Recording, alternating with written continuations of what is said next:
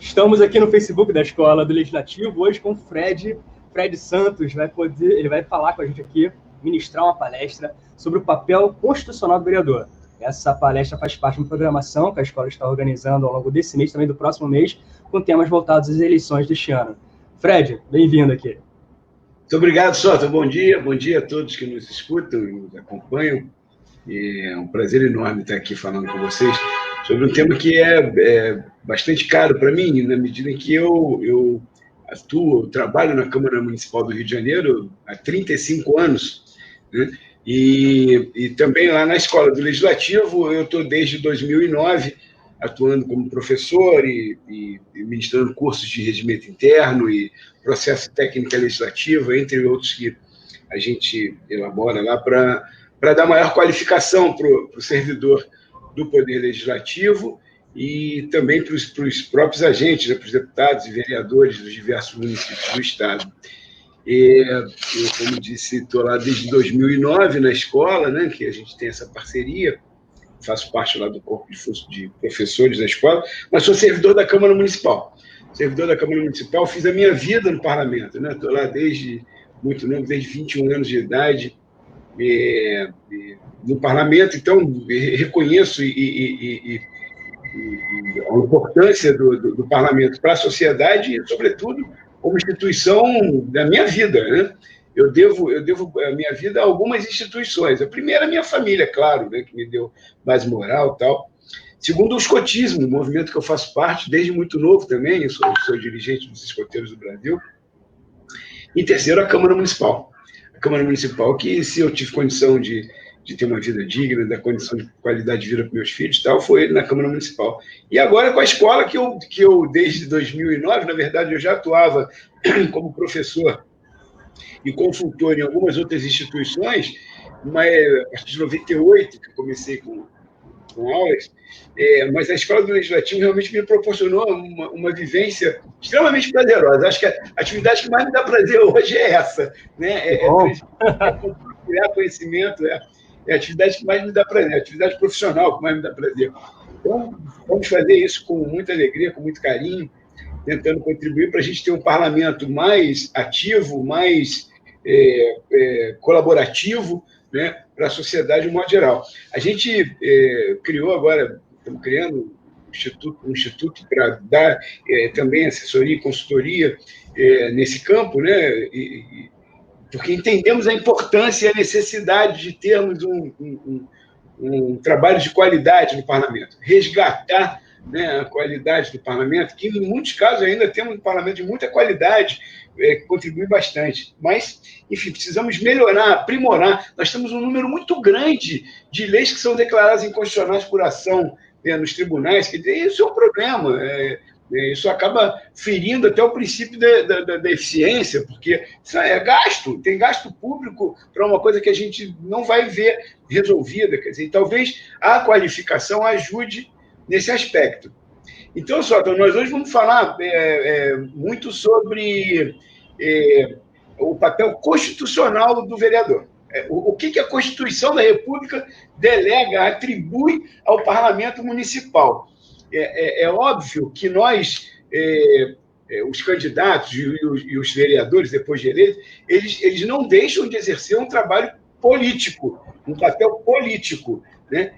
Mas nós não vamos tocar nesse assunto hoje, nós não vamos abordar esse tema, nós vamos falar sobre o aspecto constitucional. Mas antes só queria fazer uma brincadeira, porque nós estamos vivendo num momento em que a atividade política está satanizada, sabe? Todo mundo diz, virou discurso fácil dizer que todo político é ladrão, enfim, em que pese temos aí alguns exemplos ruins nesse campo, mas todos nós somos seres políticos. Nós fazemos política desde muito novo. Né? Assim, eu perguntaria, por exemplo, quem saberia me dizer qual é a primeira atividade política que o homem exerce? O que você acha, Soto? Qual é a primeira atividade política que o homem exerce? Eu não sei, barganhando alguma coisa com os pais na infância? Mamar, chorar para mamar. É a primeira atividade política. Uma vez fala assim, quando ele chora, quando toma a palmada do médico. Não, ali é uma reação física, né? Não é um entendimento. A política é esse, é um entendimento. Você chora, a mãe dá aquele leitinho quentinho, pronto, está aí feita uma relação política. Né? É uma reivindicação que corresponde a uma ação, né, do poder constituída ali na pessoa da mãe. Né? Então, a gente faz política a vida inteira. Né? Tem uma frase do Bertolt Brecht que é fantástico, um texto dele que chama-se O Analfabeto Político, quem tiver curiosidade pode depois procurar. Então, assim, tudo aponta, né, em alguns casos, o Rui Barbosa que falou em uma certa ocasião que você não quer participar da eleição, não tem problema, não. Os outros decidem por você quem vai ser o governante. É isso. Na prática, é isso. Se você se furta a participar, porque você não... eu não gosto de político, porque eu não... Você está deixando que alguém decida por você como vai ser. Então, a atividade do vereador é certamente uma atividade política. Ele exerce atividade política. Aliás, o vereador, quando é eleito, ele passa a ser tratado pela lei como um agente político. Um agente político é uma categoria de servidor que tem mandato, né, que foi eleito para tal. Tá certo? Então, assim, o vereador, como agente político, ele vai definir qual será o perfil de política que o mandato dele vai exercer. Para que área da administração pública ele vai priorizar, vai trabalhar prioritariamente para a educação, prioritariamente para a saúde, o desenvolvimento urbano, enfim, tem, né, os diversos campos das políticas públicas que precisam ser tratados. O nosso trabalho hoje aqui não é para falar sobre isso, é para falar sobre o papel constitucional. Então, nós vamos entender o que a Constituição, como lei maior, né, estabelece e tudo que está para baixo deve seguir. A Constituição previu, a Constituição é a carta política, ela descreve, ela organiza o sistema político da nação, tá certo? Então tomando por base a Constituição Federal, nós vamos ver a Constituição dos Estados reproduzirem grandíssima parte do texto constitucional, em alguns casos avançando em um e outro ponto, né? No município as leis orgânicas fazendo a mesma coisa, né? Então nós vamos ter por o processo de simetria, muitas coisas que estão previstas na Constituição reproduzidas no nível municipal. Então, nós vamos começar a botar aqui os slides para o pessoal acompanhar, e aí deixando claro para todo mundo que a qualquer momento que quiserem interromper para perguntar, quiserem mandar as perguntas, fiquem à vontade, o Sóton vai trabalhar conosco aí na resposta das perguntas. Bom, vamos lá. A Constituição, seguindo uma norma mundial, digamos assim, uma norma não expressa, uma norma escrita, mas um conceito mundial de separação de poderes que foi instituído lá em 1700 alguma coisa pelo Montesquieu, enfim, que vem, né, sendo aprimorado no sistema constitucional, né, divide o Estado em 3 poderes: o poder executivo, o poder legislativo e o poder judiciário. Por que é importante que nós saibamos essa separação? Porque para cada um desses poderes foi estabelecido, foi definido as suas funções, as suas atribuições. Né? Isso é necessário porque, havendo o equilíbrio entre os 3 poderes, é necessário para que haja um equilíbrio entre os 3 poderes, para que um poder não se sobreponha ao outro. Os poderes são independentes e harmônicos. Aliás, isso está escrito na nossa Constituição, no artigo 2º. São poderes independentes e harmônicos. Então, para que haja essa independência e essa harmonia, cada um no seu quadrado, né, como diz a gíria atual aí. Então, cada um desses poderes exerce funções de forma típica. Né? Quais seriam essas funções? Bom, a primeira função, a função típica do Poder Executivo é, obviamente, a função executiva, a função administrativa. Ele executa as políticas públicas que lhes são atribuídas. Né? Ele realiza, ele faz as obras, ele administra os servidores, né? Ele cuida dos hospitais, é o poder executivo. O poder judiciário tem a função julgadora. No município, nós não temos poder judiciário. O poder judiciário é estadual e federal. O município não tem. Mas é a função julgadora. E, portanto, faz os processos judiciais que terminam com o julgamento, né, de um juiz competente para a matéria e a aplicação da sanção, enfim, da sentença que de lá for decidida. O Poder Legislativo tem duas funções típicas. Olha, isso aqui, gente, vocês podem encontrar alguns autores falando coisa diferente, apresentando outras funções como sendo típicas também. Eu gosto dessa forma de apresentação. Certo? Não está errado nem certo o que outros podem dizer, mas, enfim, é só uma questão de escolha, né, de como apresentar as funções do Poder Legislativo. Então, as funções típicas do Poder Legislativo são a função legislativa, que é de criar leis, né, e a função fiscalizadora. A quem o Poder Legislativo fiscaliza? Ao Poder Executivo.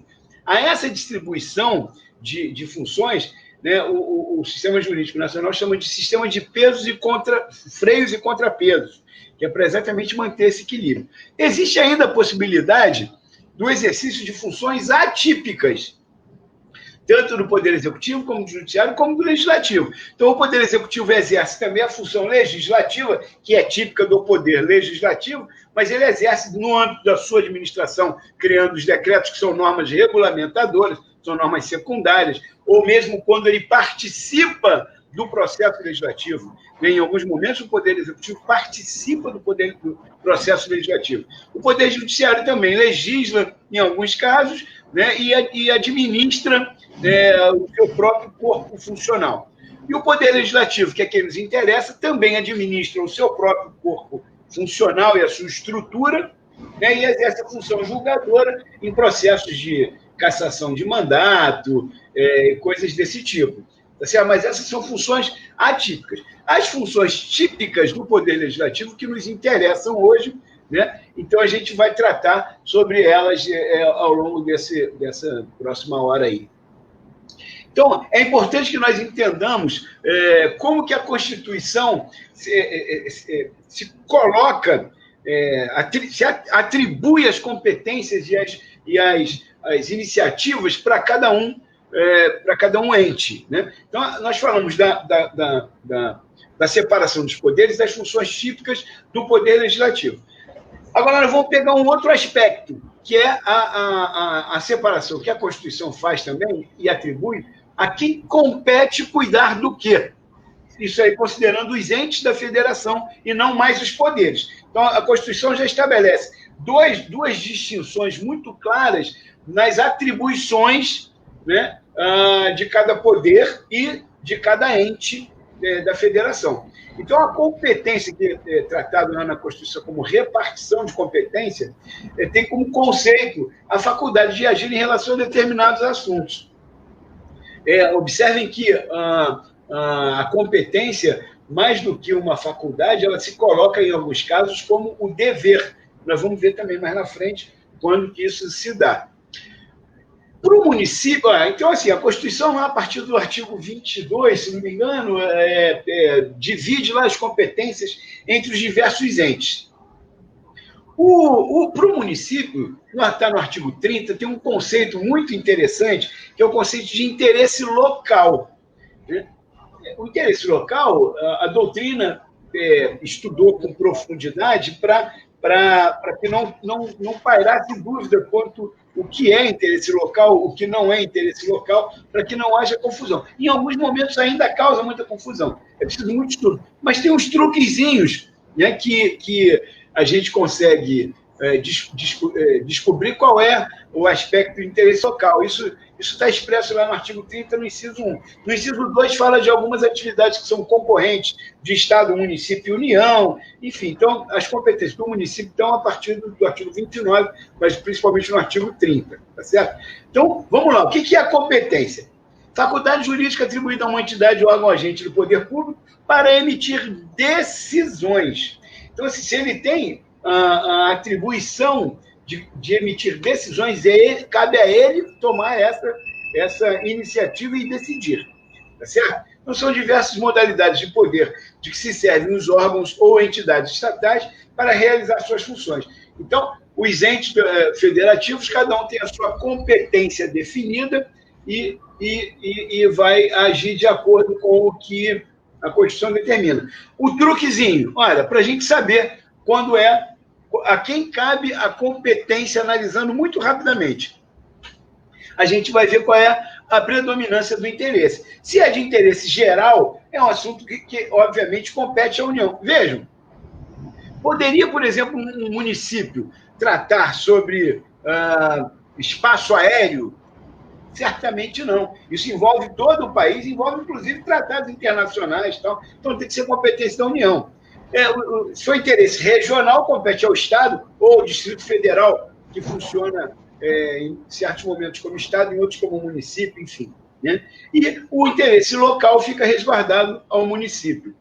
Então, esse é o truquezinho básico para a gente saber. Então, o vereador ele vai exercer o papel de legislar naquilo que for de competência do município. Ele não poderia jamais pensar, e aí é interessante a gente chamar a atenção que nas campanhas eleitorais, uma coisa que a gente fica perplexo quando vê, né, na campanha eleitoral, o candidato a vereador aparece lá dizendo que eu vou aumentar o salário mínimo. Não vai, amigo, isso é competência da União, não é tua. Enfim, que eu vou estabelecer a pena de morte. Imagina, né, de maneira alguma, não poderia jamais, enfim. Então, essa desinformação, né, ele acaba falando bobagem. Então, o importante é a gente centrar a competência na questão do interesse local. Da mesma forma, nós vemos alguns candidatos dizendo também que nós vamos melhorar a qualidade das escolas. Olha, a qualidade das escolas é competência, a iniciativa tem que ser do Poder Executivo, cabe a ela, cabe ao Poder Executivo executar, e não ao vereador. Mas o vereador pode interferir nisso? Claro que sim, mas é preciso ter clareza, né, de como isso vai se dar. Muito bem. Aí a gente tem os tipos de competência, exclusiva, privativa, concorrente, reservada, suplementar, que a própria Constituição já define, né, e apresenta lá nos diversos artigos, né, de que forma que isso vai se dar. Então, o artigo 22 fala da competência privativa da União, o artigo 24 fala das competências concorrentes entre Estado, União e Distrito Federal. O artigo 25 fala da reservada ao Estado. O artigo 30, inciso 1, exclusiva do município. 30, inciso 2, suplementar do município. Município, Estado e União tem competência para esses aspectos que estão colocados lá. E o 32, que é reservado do Distrito Federal. Então, o próprio texto constitucional já estabelece todas as formas, né, de competência para cada ente da federação. Então, basta que a gente tenha essa atenção, né, a forma como a Constituição coloca, para a gente saber se é competência ou não do município, do vereador, portanto, como agente político de ação no município local, se ele tem competência para propor isso ou aquilo na forma de proposição legislativa. Certo? Bom, a Constituição também estabeleceu que o município tem o poder de polícia sobre alguns temas, né? E aí é preciso que a gente entenda o poder de polícia, porque já respondi perguntas tipo, então quer dizer que eu posso prender alguém? Olha, como cidadão, todo mundo tem direito a voz de prisão em determinadas situações, mas o poder de polícia de que a Constituição trata não diz respeito ao exercício do papel de policial, né? Ele diz respeito a outra coisa. Então, a definição que nós encontramos como melhor resposta não é uma prerrogativa ou faculdade da administração, mas uma função, um poder-dever que vincula a sua vontade aos interesses públicos. O conceito, no sentido bem amplo, é uma atividade estatal de condicionar a liberdade e a propriedade, ajustando-se aos interesses públicos. O que quer dizer isso aí é o seguinte: o que tem que prevalecer é o interesse público. Então, nesse sentido, eu tenho o poder de ajustar, por força do Estado, né, as necessidades do interesse público e não do interesse individual. O interesse público deve se sobrepor ao interesse individual sempre, né? E daí a necessidade do poder de polícia do Estado, nesse caso do município, né, para Estado no sentido amplo, né, de poder público, né, de exercer esse controle, essa coerção, né, para que o interesse público seja garantido. E no interesse restrito, são as intervenções que gerais e abstratas, como os regulamentos, quer concretas, específicas, autorizações, licenças, enfim, é tudo que o Estado exerce de forma absoluta, né, o ente público exerce de forma absoluta, condicionando a ação do privado ao interesse público. Então, para você construir, você tem que ter uma licença de construção. Para você funcionar com o comércio, você tem que ter uma autorização, né, uma licença para funcionar com o comércio. Então, esse é um conjunto de ações que o Estado, que o poder público exerce, né, para garantir que o interesse público esteja sobreposto aos interesses particulares. Tá certo? Quais são as características do poder de polícia municipal? A primeira, do poder de polícia, de modo geral, a discricionalidade. Faculdade da administração pública de exercer seu poder na forma da lei. Olha, tem um princípio constitucional, que nós vamos ver mais na frente no processo legislativo também, que é o princípio da legalidade. O princípio da legalidade é aquele que diz que ninguém é obrigado a fazer ou deixar de fazer nada, salvo por força de lei. Para o ente público, entretanto, funciona no sentido contrário, né? A administração pública só pode fazer aquilo que a lei preveja. Então, se a lei não prevê, ele não pode executar, não pode realizar. Daí a importância do Poder Legislativo nesse processo todo, né? Para que o Poder Executivo possa agir na execução de políticas públicas, quer políticas de governo, quer políticas de Estado, é necessário que haja legislação que suporte essa atividade. A autoexecutoriedade é um outro aspecto, outra característica do poder de polícia. Significa dizer que o Estado, o poder público, pode usar instrumentos legais da administração para executar sua decisão. Então, assim, se você não tem... Bom, a lei prevê que você precisa ter uma licença para fazer a obra. Se você não tem a licença, o poder público municipal pode embargar a sua obra, pode te multar por conta disso. Isso está escrito na lei e ele não precisa de mais nada, ele não precisa recorrer ao Poder Judiciário para executar isso. É claro que todo mundo tem o direito de recorrer ao Poder Judiciário, caso se sinta injustiçado, né? E o Poder Judiciário vai fazer, então, aquele sistema de freios e contrapesos com o Poder Executivo para impedir que haja o arbítrio do Poder Executivo sobre determinada ação. E, por fim, a coercibilidade, que é exatamente a existência, a previsão, né, de sanção, né, de medidas punitivas, né, para garantir que as coisas sejam cumpridas da forma como é determinado pela lei. Certo? Não é obrigatório, não é sugestão. Vamos lá. Então, o conceito de intervenções... conjunto de intervenções administrativas restringindo direitos e liberdades dos munícipes em favor do interesse da coletividade. O conceito amplo seria esse, né? É a prerrogativa, a possibilidade do poder público exercer uma restrição de direitos e liberdades individuais em favor da coletividade. Certo? A competência está escrita lá no artigo 30, que é privativa, né? Tudo que for de interesse local deve ser, portanto, trabalhado pelo município, né, nesse aspecto. E esse conceito de interesse local, como eu disse antes, é amplo demais, né? Qualquer coisa passa a ser interesse local, é necessário muito cuidado na análise disso. O vereador não pode correr o risco de invadir a área de competência de outro ente federativo, tá certo? Bom, e aí, assim, a Constituição estabelece que o poder de polícia municipal para a polícia das águas, polícia do ar, polícia de costumes, de atividades urbanas, logradouros públicos, polícia de construções, e para cada uma a gente tem aqui uma explicaçãozinha sucinta, né, do que seria o objetivo de cada uma dessas polícias, né? Vamos pegar como exemplo aqui, por atividade urbana, ordenação das atividades. Eu me lembro que eu ministrei uma matéria num curso de pós-graduação no município do Rio de Janeiro, no município num município do interior do Rio de Janeiro, e eu lá tinha a minha matéria lá era ordenamentos jurídicos em municípios, né? E aí eu levei um estudo de caso para os alunos se manifestarem, que seria uma das formas de avaliação, de pontuação e tal.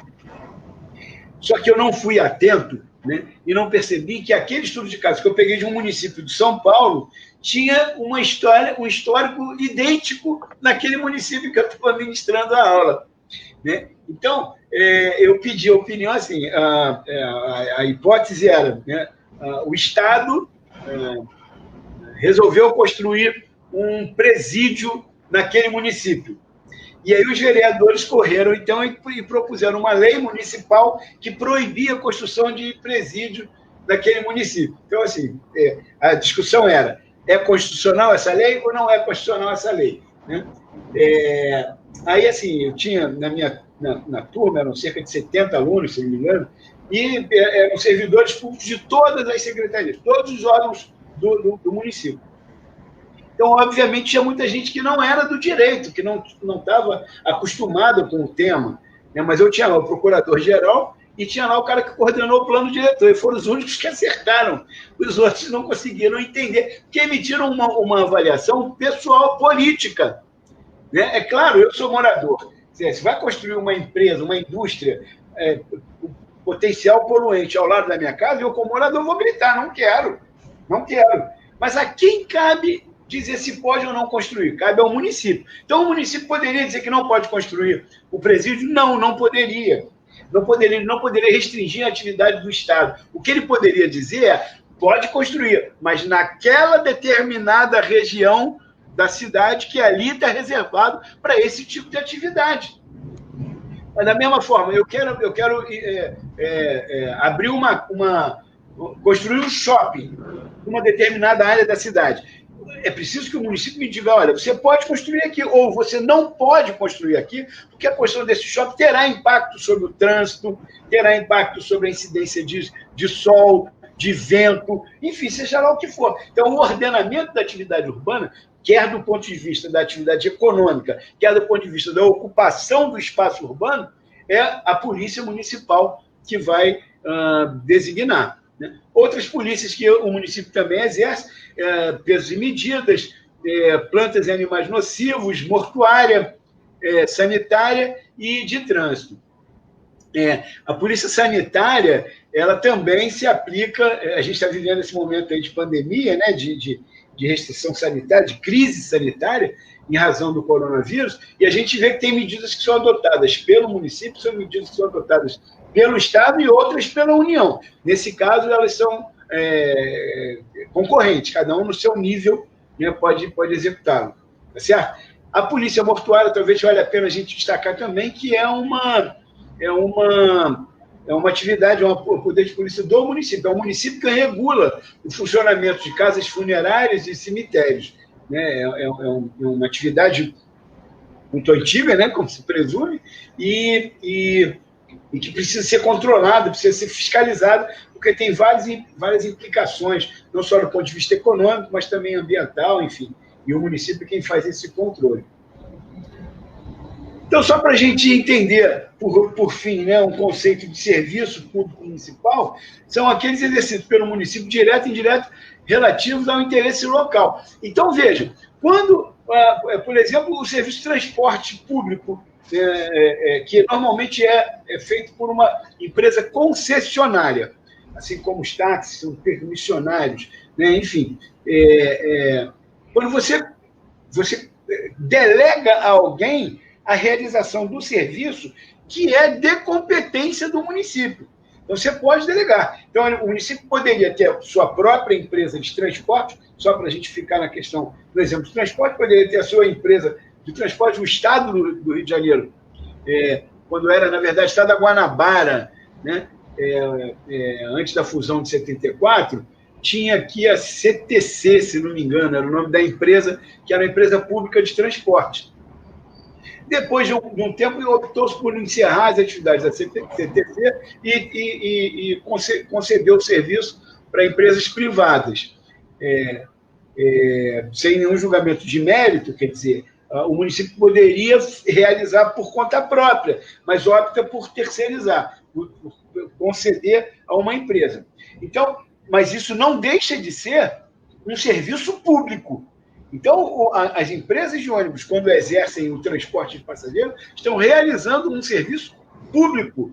Não é uma responsabilidade do município. Tá certo? Entre outros, por exemplo, água e esgoto, né, também é de competência dos municípios, na forma da Constituição, arruamento, alinhamento, iluminação pública, feiras, serviço funerário, etc. São serviços que são de natureza pública municipal, que podem até ser realizados por terceiros, por um processo de concessão, que deve ser precedido, né, de um processo licitatório para escolha, enfim, mas é um serviço público, graças àquele poder de polícia que a Constituição estabeleceu para o município e considerou lá como interesse local. Ok? Podemos seguir, Sótão? Tem alguma pergunta em relação a esses temas, não? Pergunta, por enquanto não, mas quero deixar registrado aqui para você que tem pessoas do Pará assistindo, do Mato Grosso do Sul assistindo, então não é só para o estado do Rio que você está falando, não. Que maravilha, que maravilha. É uma honra. É uma honra. Então, vamos seguir. Bom, então, para exercer a função legislativa, nós vamos tratar dela inicialmente agora. Então, só recapitulando, nós temos duas divisões que a Constituição já impõe para a ação do Parlamento. A primeira divisão é em relação ao poder executivo, poder legislativo, poder judiciário, cada um com sua competência, tá certo? Depois a gente vê também uma outra divisão em relação aos entes da federação, o que cada união, o que cada estado, o que cada município. Beleza? Também definido isso. Então, cabe ao município legislar sobre interesse local e a prerrogativa de fazê-lo é do Poder Legislativo. Então, vamos entender como é que funciona a produção legislativa, como funciona a elaboração da lei, né? Vamos falar de forma bastante sucinta, hein, Solto? É só para registrar, esse é um curso que nós fazemos com 10 encontros de 3 horas, lá na Escola do Legislativo. Então, obviamente, nós não vamos exaurir o tema aqui, mas vamos dar uma passada rápida sobre o tema para deixar claro, pelo menos para os nossos ouvintes aí, para a nossa audiência, como é que a coisa funciona. Fred, você falou que poderia interromper você a qualquer momento. Claro. O Antônio Holanda está falando assim, professor Fred, como criar uma lei municipal que garanta a oferta do xadrez na rede municipal? Só para contextualizar, a escola está realizando, ao longo desse mês, um curso de árbitro de xadrez educacional, então talvez por isso também que veio essa pergunta do Antônio. Olha, Antônio, né? Não é possível a gente impor isso por lei partindo da Câmara.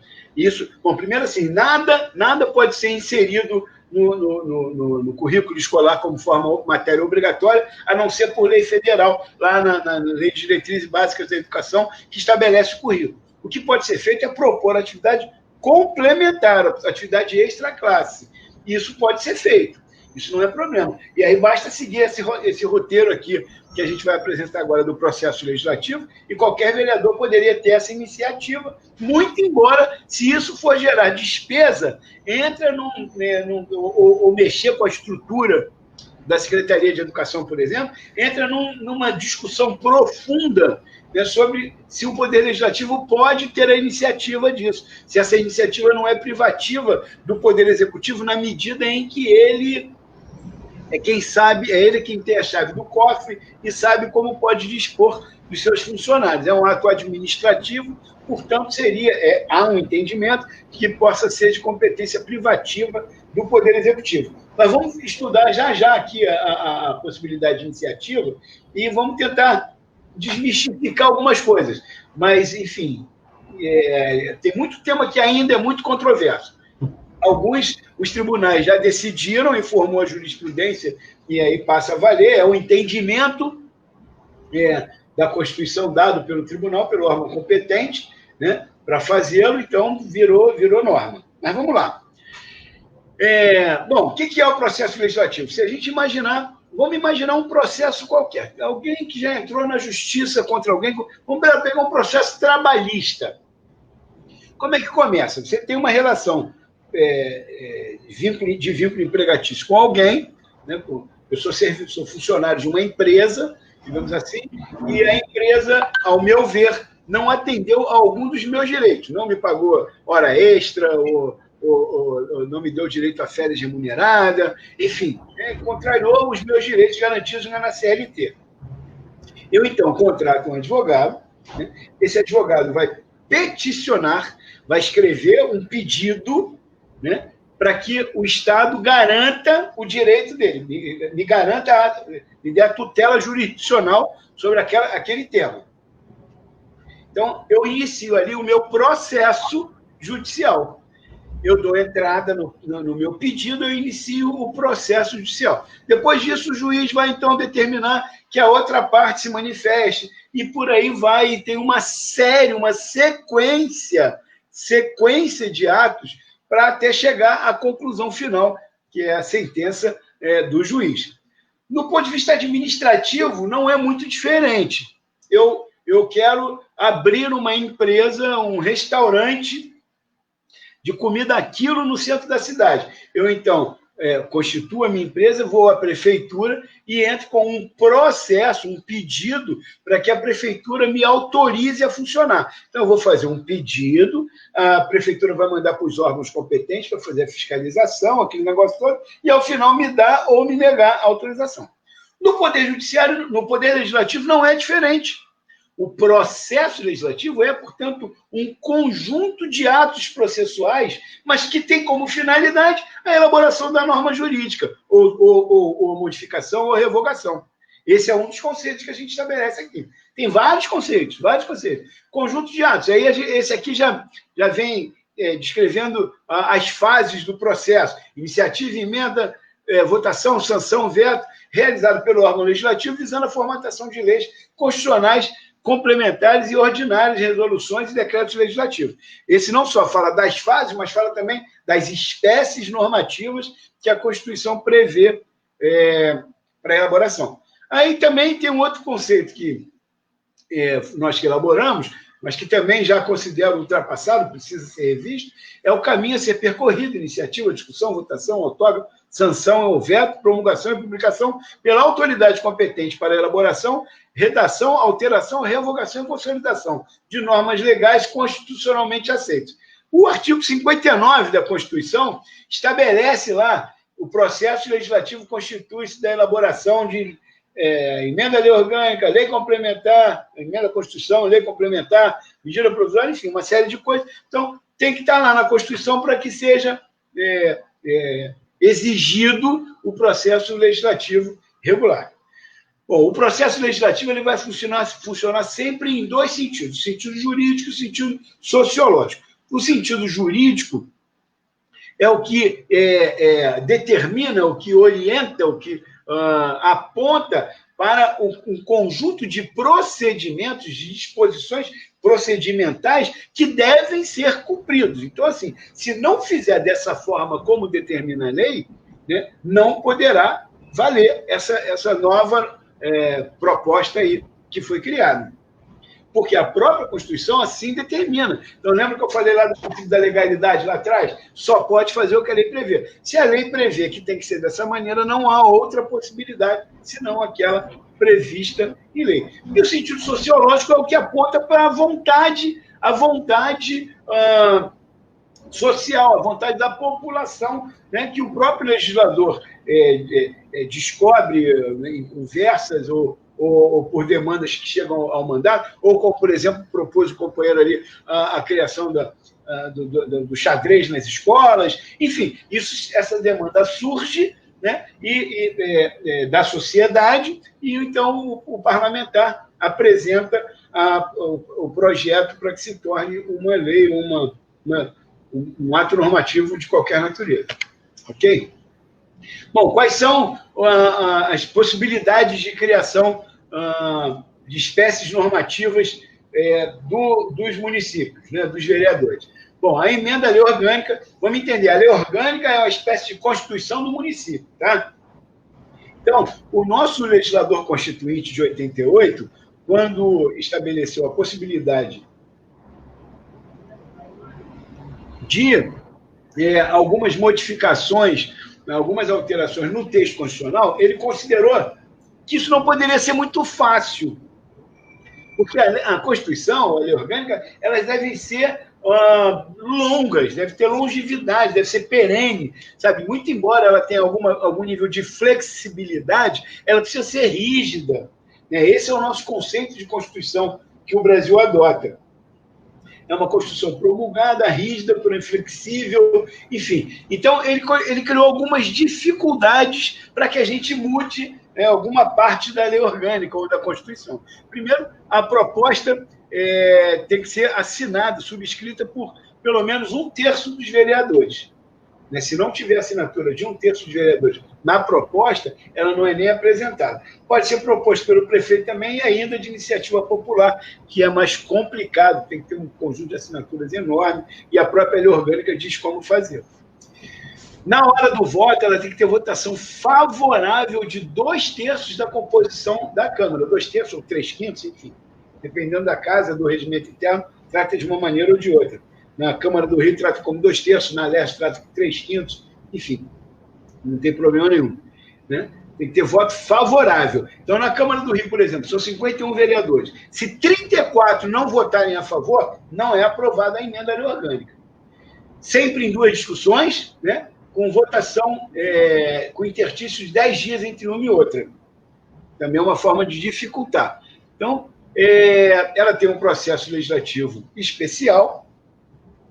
Ela não é uma norma constitucional, até que seja aprovada, ela é um ato infraconstitucional, e ela serve para alterar, mas não para mudar a lei orgânica. Para mudar a lei orgânica ou a Constituição, é necessário que seja feita uma nova Assembleia Constituinte. Tá certo?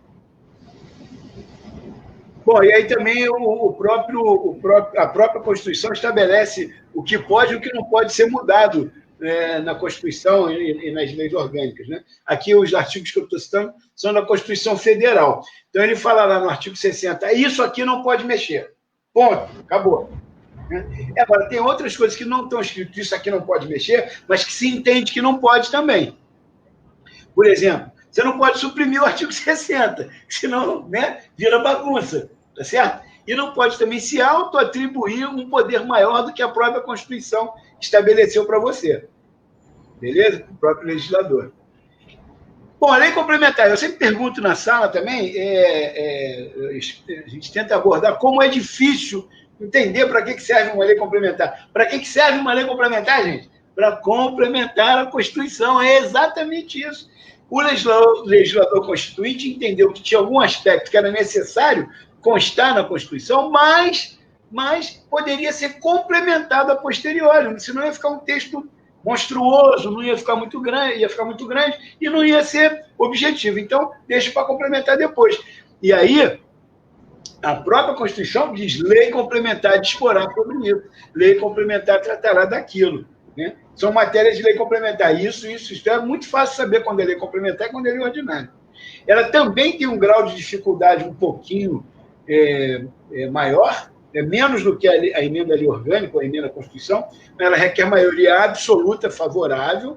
Para aprovar tem que ter 26 votos, no caso da Câmara do Rio, que são 51 vereadores, tem que ter 50% mais um, e recebe numeração distinta da lei ordinária, que é para separar que tipo de espécie normativa estamos falando. A lei ordinária é um ato normativo primário e infraconstitucional, ou seja, a partir dela seguem outros atos regulamentadores, certo? Ela requer maioria simples, é 50% mais um, 2 presentes. É uma norma geral e de caráter abstrato, ao contrário da lei complementar, que pode ser objetiva para uma determinada categoria, para uma determinada área da cidade. O melhor exemplo de lei complementar do ponto de vista geográfico são, por exemplo, os planos de estruturação urbana, os PEUs, que é um instrumento do plano diretor, que vem determinado no Estatuto da Cidade, que para cada macro-região você tem um plano diferente e é feito por lei complementar. Bom, a lei delegada é quando o Poder Legislativo abre mão da sua prerrogativa de legislar e delega isso ao chefe do Poder Executivo. Então, o vereador abre mão, os vereadores abrem mão de fazer uma lei, de participar da elaboração de uma determinada lei, dizendo para o chefe do Poder Executivo, para o prefeito, pode fazer. Só que ele estabelece, o Poder Legislativo estabelece os limites. Pode fazer desde que não passe disso, desde que não aborde aquilo, enfim, né? Estabelece os limites. É claro, só vale para a lei ordinária, não vale para a lei complementar. Na tramitação, na elaboração da lei delegada, o Poder Legislativo, o Poder Executivo, perdão, o Poder Legislativo não participa. Então, ele não pode emendar, né, e, obviamente, não pode ser matéria de competência exclusiva do próprio Poder Legislativo. Ele não pode delegar ao Poder Executivo a gestão das suas coisas, né? Medida provisória é um instrumento que a maioria dos municípios não prevê. Não prevê. Na União existe, em alguns estados, em alguns municípios no Brasil também existe. Deixa eu beber um golinho d'água aqui, gente. Mas ela é uma norma. Ela vem em substituição ao antigo decreto-lei. Então, ela é editada pelo chefe do Poder Executivo e já passa a vigir com força de lei no momento em que o chefe do Poder Executivo edita, né? Ela deve atender 2 critérios, relevância e urgência. No decreto-lei antigo, era um ou outro, era relevância ou urgência. Agora, a Constituição de 88 estabeleceu que é relevância e urgência, tem que ter os dois. E aí, quando o chefe do Poder Executivo edita, ele imediatamente encaminha para o Poder Legislativo para que, num prazo de 60 dias, podendo reeditar por mais 60, né, o Poder Legislativo decida se vai virar lei ou não aquilo. Ela vigiu como lei durante todo o processo. Se o Poder Legislativo disser não vai virar lei, ela deixa ele existir. Mas os atos que forem tomados com base nela vão valer. E ela é promulgada pelo chefe do Poder Legislativo, ou seja, não volta para o Poder Executivo se manifestar. Antes da gente entrar no decreto legislativo, só acrescentar uma coisa em relação à medida provisória, é que antigamente o decreto-lei, ele, se não fosse votado no prazo, ele era considerado aprovado, era o famoso decurso de prazo. Graças a Deus isso não existe mais. Se não for votado nos 120 dias, ela morreu e acabou. Bom, o decreto legislativo é para tratar de matérias de competência exclusiva do Poder Legislativo, mas que tem um reflexo na vida externa, no mundo externo.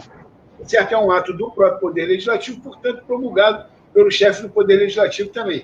Assim como as resoluções. Só que a resolução, o que tem de diferença do decreto legislativo é que ela não tem efeito externo. Por exemplo, o regimento interno das câmaras deve ser editado por resolução, porque não tem nenhum efeito fora. Já o decreto legislativo, ele tem efeito externo. O exemplo que a gente pode dar, quando o Poder Executivo solicita a delegação para a elaboração de uma lei delegada, a autorização é dada por decreto legislativo. Ou seja, é o Poder Legislativo se manifestando para fora. Certo? Entrou uma buzina aí, só. Mas não atrapalhou a compreensão. Não, beleza. E aí nós vamos tratar agora de algumas proposições que normalmente existem nos regimentos das câmaras municipais, alguns que a gente já teve contato, a gente constatou, mas que não estão na Constituição, tá, gente? Isso aqui é só um floreiozinho, é um ingrediente a mais. Então, as indicações, por exemplo, não necessariamente estará na lei orgânica. Ela não é prevista na Constituição, mas para que serve? Na maioria das casas tem. Ela solicita medidas de interesse público. Quando o Poder Legislativo não pode tratar, por exemplo, o caso da aula de xadrez nas escolas. Se não é competência do Poder Legislativo iniciar ou fazer por lei isso, ele pode fazer uma indicação ao chefe do Poder Executivo, que vai adotar, então, como medida de governo. No meu governo vai ter aula de xadrez nas escolas, porque assim eu quis. Então, vai ser uma medida de governo, não é uma medida de Estado. Para que seja uma medida de Estado, é necessário. A LERJ tem essa distinção no regimento interno. Indicação legislativa, que quando o Poder Legislativo indica ao governador o seguinte: governador, A gente precisa de uma lei para tratar disso, mas tem que ser de sua iniciativa. Então, manda aí o projeto para a gente discutir aqui, né? Então, também é uma possibilidade.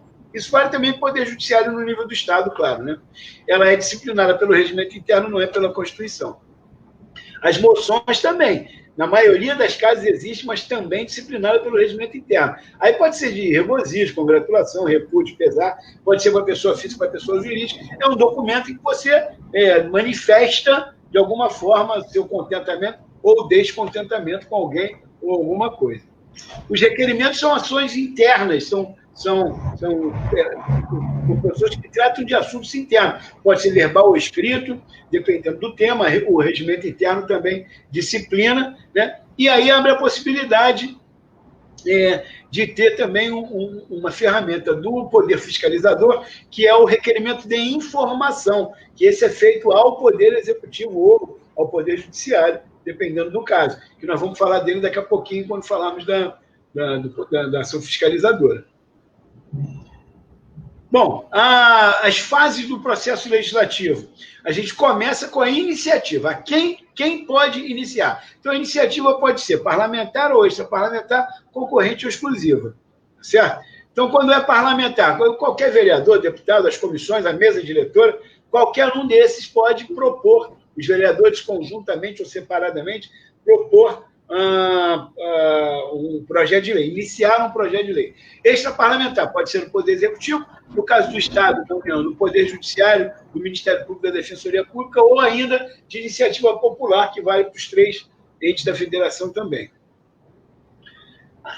Esse aqui é um detalhe mais cuidadoso, mas vamos passar rápido por isso. A iniciativa pode ser concorrente com todos esses entes que eu falei antes, Iniciativa Popular, Judiciário, MP, Defensoria Pública, Poder Executivo, então, todos eles podem ter a iniciativa. Exclusiva quando só um poder pode fazê-lo, né? E aí, não é possível, quando é exclusiva, não pode ser delegado de um poder a outro. O Poder Executivo não pode delegar ao Poder Legislativo legislar sobre o que é de sua competência, iniciar a proposição que seja de sua competência. Isso faz a lei ficar inconstitucional. A iniciativa vinculada é quando tem um poder obrigado a fazê-la. Ele é obrigado, tem prazo, e se não fizer, será sancionado. O melhor exemplo que nós temos para isso são as leis orçamentárias. A lei orçamentária, a lei de diretrizes orçamentárias e o plano plurianual. Ainda que o prefeito sancione uma lei cuja iniciativa, o projeto de lei cuja iniciativa era privativa dele e não foi ele quem teve a iniciativa, isso não torna ela válida, não convalida, tá certo? Bom, aí a gente começa, então, a discutir o nosso projeto de lei. Vamos fazer um projeto de lei. Então, a primeira coisa que nós vamos fazer, eu vou escrever o projeto e vou dar entrada nele, lá no sistema, que aí o regimento interno da Câmara é que vai dizer como que funciona. Então, eu dou a entrada lá, e aí a mesa diretora recebe as proposições, encaminha para as comissões pertinentes, né? E depois, se tiver o parecer das comissões, ela vai a plenário. Nesse momento, qualquer vereador pode apresentar emendas ou subemendas ou um substitutivo. As comissões também têm essa prerrogativa durante a sua análise. Aí, feito isso, vai para a deliberação. Recebeu emenda ou não recebeu emenda? Enfim, aí vai para debates e votações. Então, tem todo um processo de discussão, né? Às vezes menor do que a gente gostaria. É necessário que estabeleça o quórum adequado para cada espécie normativa que estiver sendo deliberada. Nós temos o quórum de maioria simples, absoluta ou qualificado, que é 2/3 ou 3/5. Não existe aprovação tácita, não existe aprovação, não foi votado, então está aprovado. Não é possível. Quando é matéria que tem prazo constitucional, se não for votado dentro do prazo, a pauta fica sobrestada, não pode votar mais nada enquanto não votar aquela matéria. Depois vai para autógrafo, que é mais ou menos isso mesmo que a gente pede. Sabe, quando a gente pede autógrafo do ídolo, é mais ou menos isso que a gente faz. A gente pede as assinaturas que comprovam que, primeiro, aquilo que está seguindo para o Poder Executivo se manifestar é exatamente o que foi aprovado na Câmara. E depois que o Poder Executivo se manifesta e deixa lá sua assinatura também. O Poder Executivo pode sancionar a lei ele deve fazê-lo num prazo de 15 dias, sanção expressa. Se não o fizer, é considerado como sanção tácita. Mas ele pode também vetar o projeto, ele pode vetar totalmente ou parcialmente. Ele pode alegar inconstitucionalidade material ou formal ou ainda contrariedade do interesse público. Certo? E aí, no caso do veto, o veto vem à Câmara para uma nova discussão e deliberação do Legislativo. Uma única, você tem maioria absoluta dizendo não ao veto para que ele seja rejeitado, e aí então a gente passa para a próxima fase, que é a promulgação. Dependendo da matéria, a promulgação cabe ao chefe do Poder Executivo e outras cabe ao chefe do Poder Legislativo. Mas, se no caso, por exemplo, do chefe do Poder Executivo se recusar, se omitir a promulgação, o chefe do Poder Legislativo deve fazê-lo. E aí depois manda para publicação, e é como se fosse a certidão de nascimento, e nasceu a nossa criança. Bom, é fundamental nisso tudo que nós tenhamos alguns atributos de compatibilidade com os princípios constitucionais. Não pode ser feito nada que não esteja previsto na norma constitucional. Então, assim, no Estado Democrático de Direito é necessário a garantia, primeiro, da supremacia da vontade popular. Daí a questão da representação majoritária, dos partidos que elegerem, enfim. A preservação da liberdade também não pode ser mexido, e a igualdade de direito também não se mexe. Esses são alguns princípios que ordenam, que permeiam o processo legislativo. O primeiro deles é a supremacia da Constituição. Por isso que, antes de começar qualquer coisa, a primeira comissão a se manifestar será sempre a de Justiça e Redação, ou Constituição e Justiça, dependendo da casa, pode ter nome diferente. Mas deve-se observar também o da legalidade, dos direitos fundamentais, separação de poder, publicidade, segurança jurídica, responsabilidade da administração pública. E tem um que é muito importante, que é a impessoalidade. Outro dia, eu estava falando para um grupo de possíveis candidatos de um partido que me solicitou, e eu estava falando para eles, e um companheiro falou, mas é o princípio da impessoalidade? Eu, pois é. Aí eu contei uma história, vou rapidamente contar para vocês aqui. Tinha uma certa cidade no interior, né, tinha lá um vereador antigo, sabe, aquele coronelzão, tal, coisa que aqui no Brasil não tem, não. Já houve né? E aí tinha um jovem vereador que também estava participando lá, primeiro mandato e tal. E aí a discussão era sobre o melhor lugar para se instalar um reservatório de água, para distribuir água na cidade. E o coronelzão lá dizia assim, mas porque o prefeito quer colocar lá no alto do morro? É um absurdo colocar o reservatório de água no alto do morro. Tem um terreno ali, coloca o terreno do compadre dele, terreno aqui na Baixada, é muito mais fácil para a obra e tudo, não sei o quê. E aí o jovem vereador falou, mas vereador, lá no alto do morro é mais conveniente por conta da lei da gravidade. Ele falou, vereador, o senhor é novo aqui a gente aprova a lei, mas também revoga a lei. Então, quer dizer, ele queria revogar a lei da gravidade para poder atender, né, ao interesse de um compadre dele lá, que queria que o terreno dele fosse valorizado. Enfim, então, assim, é óbvio que esses princípios devem permear todo esse processo, né, como forma de garantir a executabilidade da lei, para que a lei seja, de fato, uma coisa verdadeira, uma coisa justa, né, e que atenda à população. O interesse público colocado frente do interesse privado. Só para a gente complementar, estamos terminando já, a ação fiscalizadora do Poder Legislativo, ela está prevista lá na Constituição, artigo 49, se não me engano, artigo 49 da Constituição, prevê lá quais são algumas das ações que o Congresso Nacional pode exercer para fiscalização. Esses princípios, esses mesmos deveres, são reproduzidos na Constituição do Estado e na Lei Orgânica dos diversos municípios. Alguns acrescentam mais alguma coisa e tal. Tem alguns aspectos que são muito importantes para a fiscalização. Primeiro, o Poder Legislativo pode solicitar informações ao Poder Executivo e esse tem prazo para responder, não pode se omitir, precisa responder. Segundo, o Poder Legislativo pode criar a famosa Comissão Parlamentar de Inquérito. Né? Esse, inclusive, é considerado como um direito da minoria, basta 1/3 dos membros da Casa assinarem o requerimento para que seja aprovado essa comissão parlamentar de inquérito. O Poder Legislativo pode fazer diligências, ele pode ir ao local onde está, de alguma forma, o interesse público contrariado e fiscalizar, inclusive sendo recebido pelo titular, com acesso à documentação, a tudo isso. E, para além disso, pode convocar secretário para prestar esclarecimento, né? Ele exerce a fiscalização financeira do município, do Estado, com auxílio do Tribunal de Contas, o controle externo é feito com auxílio do Tribunal de Contas. No caso do município do Rio de Janeiro e São Paulo, são os dois únicos municípios que têm Tribunal de Contas próprio, porque já tinha antes da Constituição de 88, e o legislador constituinte entendeu que, por serem municípios muito grandes, poderia permanecer. Os outros não, é pelo Tribunal de Contas do Estado que faz a fiscalização também nos municípios. Mas é o Poder Legislativo quem decide, quem aprova ou reprova as contas do Poder Executivo. Então, o papel do fiscalizador é muito importante.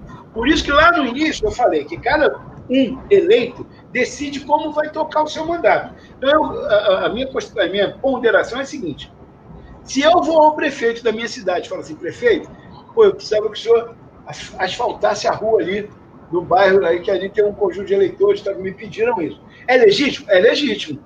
É legítimo, claro. Eu sou representante daquela população. Eu levo as demandas daquela população.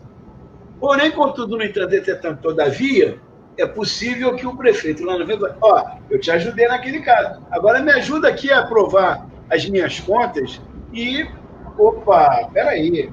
Então tem um limite nessa negociação política. O vereador não pode abrir mão da sua prerrogativa de fiscalizador, de fiscal do Poder Executivo. Certo? Senão ele está renunciando a parte do seu mandato. Ok? Então é preciso ter um equilíbrio nessa ação política parlamentar, a capacidade de fiscalizar. Mas é legítimo que se encaminhe as demandas da população. Não é uma coisa que deve ser vista com maus olhos. Tem uma tradição, a comunidade solicita ônibus, é um serviço concedido. Se eu peço à empresa para me doar alguma coisa, né, está me doando um ônibus para atender a população, amanhã a empresa pode querer que eu aumente a passagem. E como é que eu faço? Né? Então, isso tem que ter uma certa cautela. Mas, enfim, cada um sabe como toca seu mandato, né? Isso não está escrito em lugar nenhum, só é perigoso do ponto de vista da renúncia ao poder de fiscalizar. Então, tem esse instrumento para fiscalização. E, para terminar o nosso assunto que a gente colocou lá no edital, eu me propus também dar umas dicas de composição do mandato, como deve se organizar um mandato. Cada casa primeiro tem o seu regimento interno.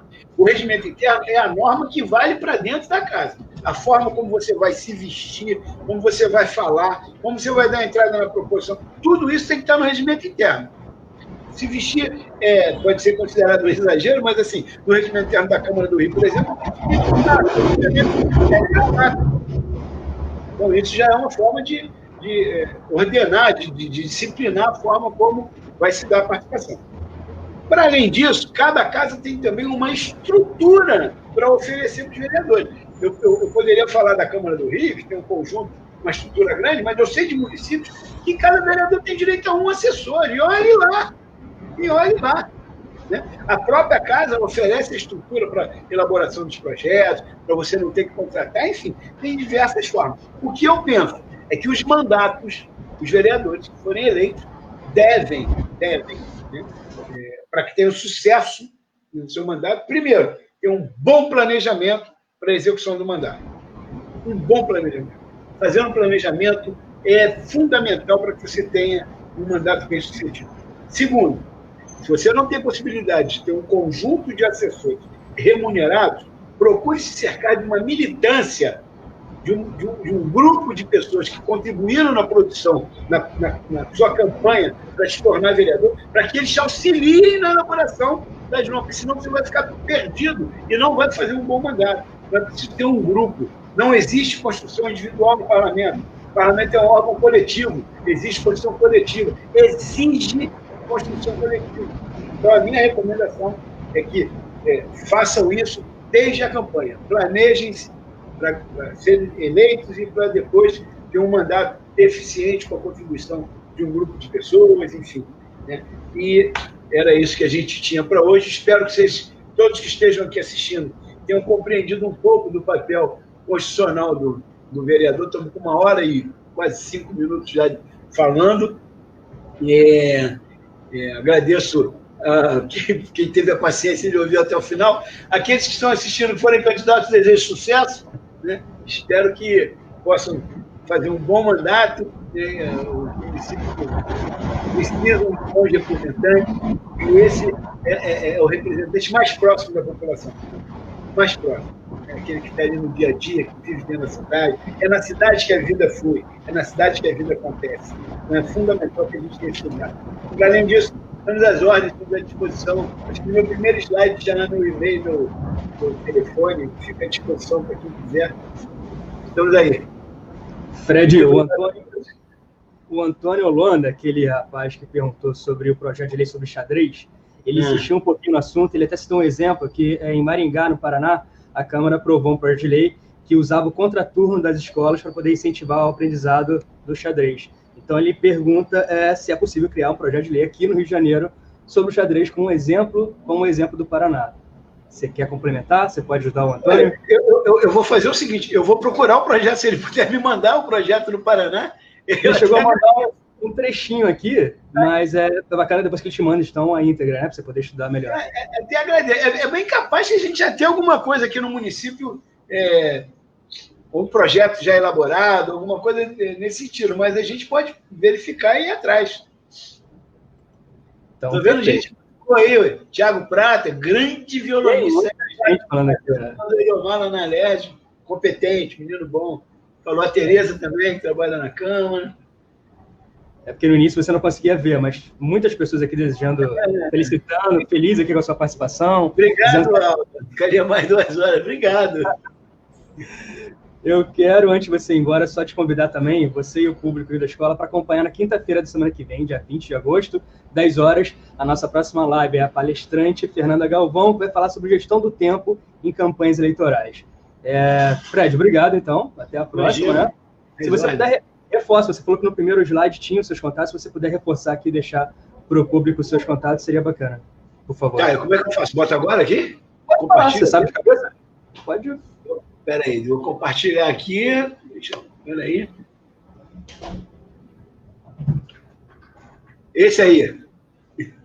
Então, tá ali, ó. fred.santos.rj@hotmail.com 984643158. Tá aí para quem... Exatamente. Tá certinho? É isso mesmo. Fred, obrigado. Tá em nome da escola, te agradeço muito por seu tempo, seu conhecimento com a gente. Até a próxima, tá? Mandar um abraço aí para minha querida Alice, coordenadora de curso. Que organizou aqui todo esse nosso mês. Nossa diretora, querida diretora. Eu estou ansioso para voltar, precisamos voltar. Fisicamente, né? Fisicamente. Tem mais uma aqui. Você tem tempo ainda para responder mais uma? Tenho tempo à vontade. Então tá. A Alda Afonso está fazendo essa pergunta aí. Por que salários... Professor, por que cargos e salários são variáveis nos municípios?